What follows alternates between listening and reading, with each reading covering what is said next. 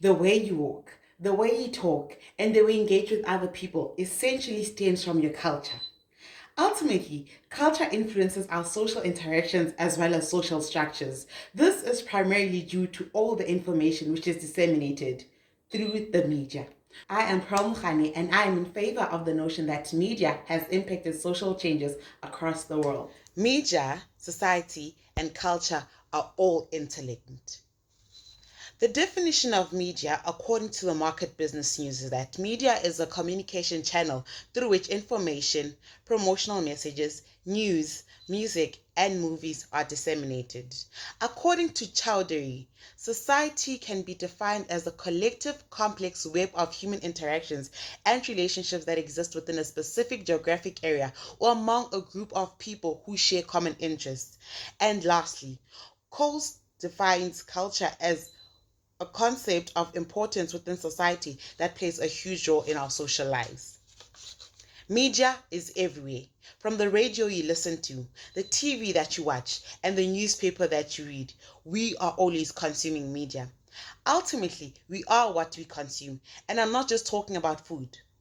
With the fear of missing out, also known as FOMO, we are consuming more media to stay updated and to keep up with trends. According to the 2019 studies revealed by the Cyprus University, young students have surpassed the average minimum of spending 2 hours on social media. This has had a ripple effect not only on their self-perception, but has also penetrated into how they react and deal with people, and thus affecting their social behavior.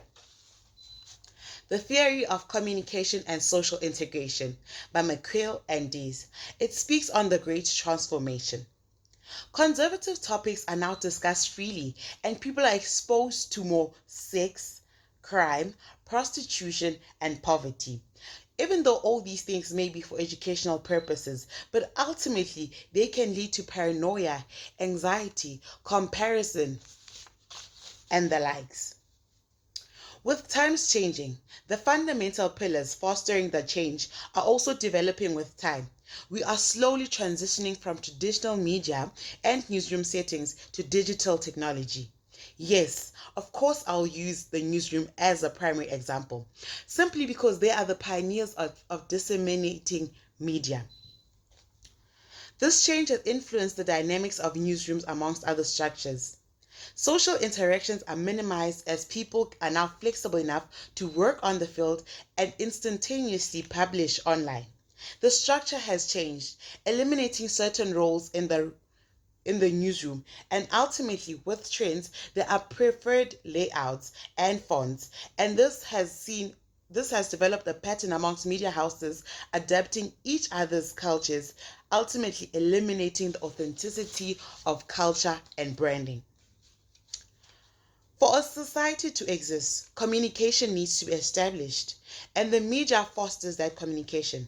To fit into society, you need to not only interpret the message being communicated, but you also need to embrace it. I speak of a personal experience. With me, I spend so much time consuming content from TikTok. I spend a lot of time on hashtag couples TikTok that I adopted all that which I saw and I started implementing it in my real life. I wanted my partner to treat me how I saw others being treated, and I held him to high expectations, unrealistic expectations. That is what the large consumption of media does to a person. And ultimately, as you would have guessed it, it ultimately led to tears. Now, to a local yet global stage. On the 21st of March 2025, on Human Rights Day, the EFF were chanting Dubuli Bunu, which loosely translates to kill the Boer, kill the white man. Even though at the rally there were no international media practitioners, however, the clip from that day went onto a global stage.